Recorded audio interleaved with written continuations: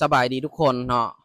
มีหลายๆคนเนาะทีมงานที่เป็นเทรดเดอร์มือใหม่เนาะหลายๆคนทักมาถามสิพรส่วนตัวว่าเนาะ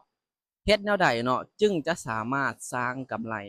ให้มีกำไรได้คือกับสิพรเนาะคลิปนี้เนาะสิพรจะมาตอบให้เนาะว่าสำหรับเทรดเดอร์มือใหม่เนาะเฮาควรที่จะเริ่มต้นจากหยังเนาะเดี๋ยวสิพรจะมาถาม ChatGPT ให้เนาะสวัสดีครับ ChatGPT สวัสดีครับศรีพรสุดหล่อมีอะไรที่อยากพูดคุยหรือสอบถามไหมครับขอคำแนะนำสำหรับมือใหม่ที่จะเข้ามาในวงการการเทรดนะครับควรจะเริ่มต้นจากอะไรแน่นอนครับการเริ่มต้นการเทรดเป็นเรื่องที่น่าตื่นเต้น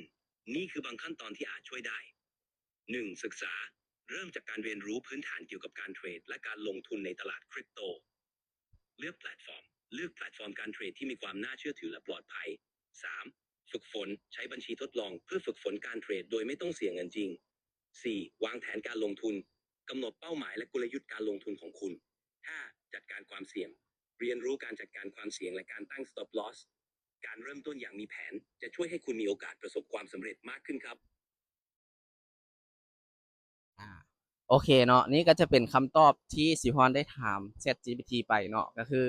สำหรับมือใหม่เนาะที่จะเข้ามาในวงการการเทรดเนาะสิ่งที่ทุกคนจะต้องเรียนรู้เริ่มต้นเลยก็คือพื้นฐานเนาะพื้นฐานในสิ่งที่ตนเองกำลังจะลงทุนเนาะบ่ว่าเราจะลงทุนกับหยังก็แล้วแต่เนาะเราต้องรู้เกี่ยวกับสิ่งนั้นเนาะแน่นอนถ้าเราจะลงทุนกับสิ่งใดสิ่งหนึ่งถ้าเราบ่รู้แน่นอนเนาะ โอกาสที่เราจะเข้าไปแล้วเสียเงินนี่มีสูงเนาะถ้าว่าเราเข้าใจในสิ่งที่เรากำลังจะลงทุนแน่นอนเนาะโอกาสที่เราจะสามารถสร้างผลลัพธ์หรือว่าสร้างกำไรจากมัน